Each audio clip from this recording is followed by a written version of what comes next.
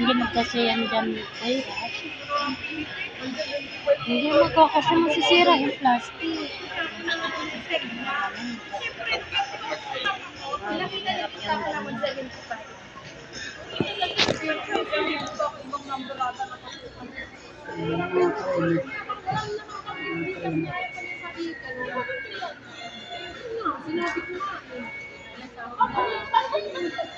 Lalaking bulas ano. Mga babae na.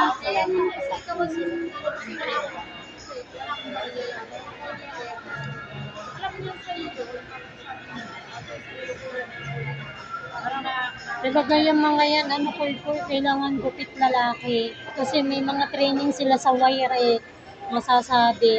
Kaya ganyan o. Pero bagay sa kanila. Parang mga tumboy eh.